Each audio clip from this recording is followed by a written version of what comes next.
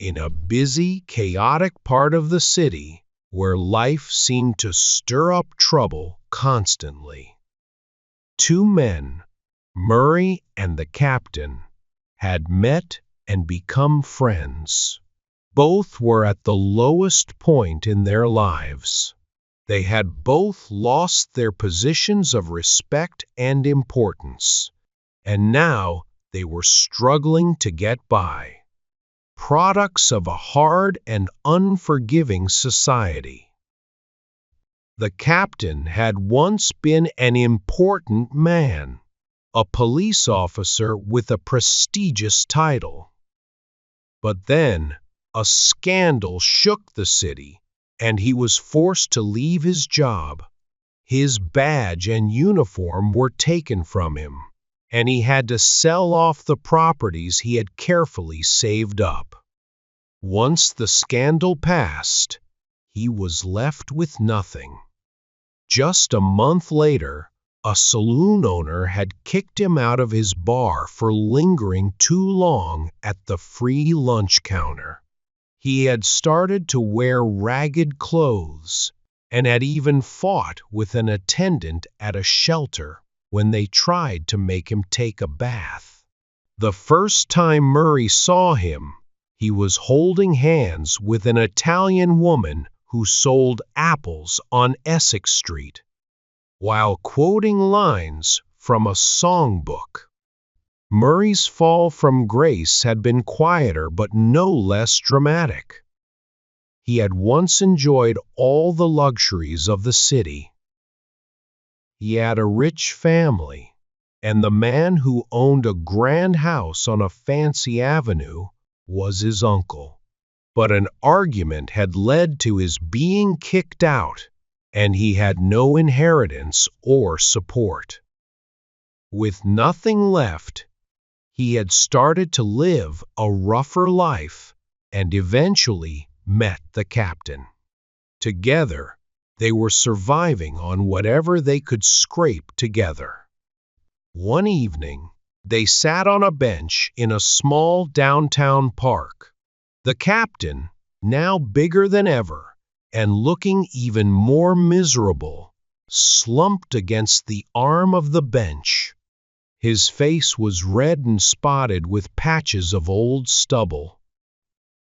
His white straw hat hung limply on his head, and his shirt, still clinging to his oversized body, was out of place in the dim park.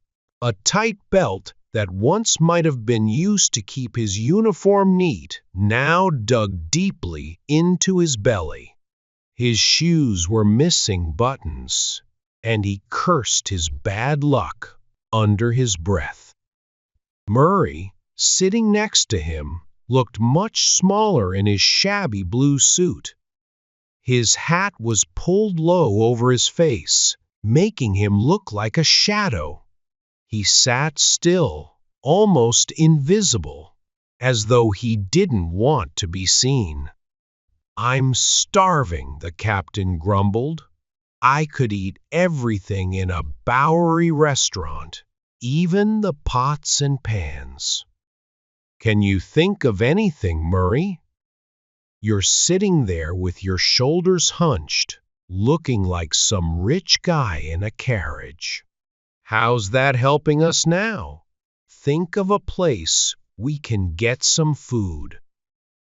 "You forget, Captain," said Murray calmly, "that the last time we tried to eat, it was my idea." "You're right," the captain moaned. "That was all your fault. Got any more genius ideas for us?" "I thought Malone would give us one more free lunch," sighed Murray. "He seemed to like me when we talked baseball last time I spent a nickel in his restaurant. I had my hand on a turkey drumstick and 2 sardine sandwiches when those waiters threw us out," the captain grumbled. "I was 2 inches away from the stuffed olives," said Murray. "Haven't had any of those in a year." What are we going to do? The captain complained. We can't starve. Can't we? Murray said quietly. I was starting to think we could. The captain stood up, his large body rising slowly. Wait here, he said. I'm going to try one more thing. Stay here, Murray. I'll be back in half an hour. If I succeed, I'll come back with food or money. He made an effort to straighten his appearance, pulling his mustache upward and tightening his belt even more. He walked off, heavy steps echoing as he headed across the park, trying to look more respectable. Once he was out of sight, Murray left the park as well, walking quickly eastward. He stopped at a building with 2 green lights beside the steps. Inside, he approached the desk sergeant. A former police captain named Maroney was dismissed 3 years ago after being tried on charges. Murray said, "Is he still wanted by the police?" The sergeant raised an eyebrow. Why are you asking? I thought there might be a reward, Murray said smoothly. I know where he is, if there's a reward for his capture.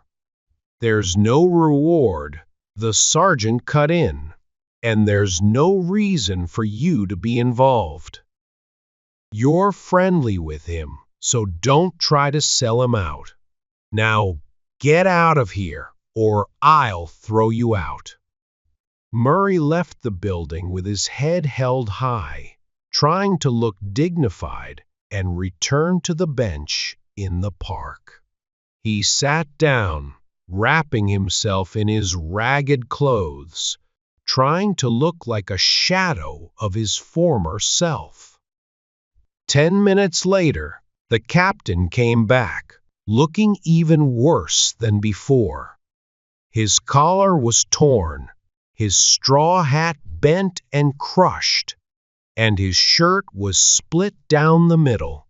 He was covered in some greasy, foul-smelling liquid. What happened to you? Murray asked, disgusted. Did you fall into a garbage bin? Close, the captain said, irritated. I went over to Essex Street and proposed to that woman, Katrina, the one with the fruit stand.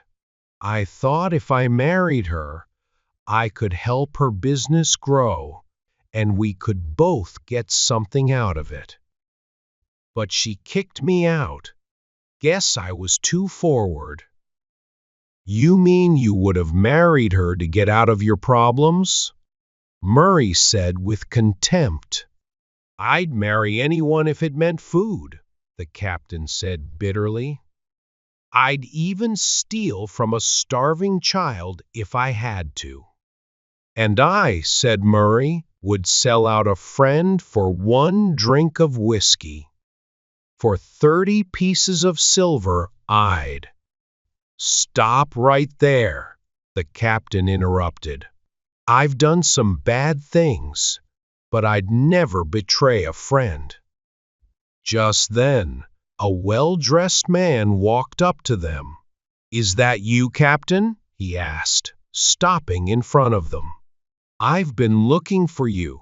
They told me you might be here. Come with me. I need to talk to you. The captain followed the man into the shadows. The man pulled out a bundle of cash. They're trying to put Inspector Pickering in jail for corruption, the man said. He used to be your boss, right? We need your testimony to bring him down. $500 if you help. Pickering was my friend, the captain said firmly, shaking his head. I won't do it. The man left, and the captain returned to the bench. "You're a fool," Murray said. "I would have taken the money."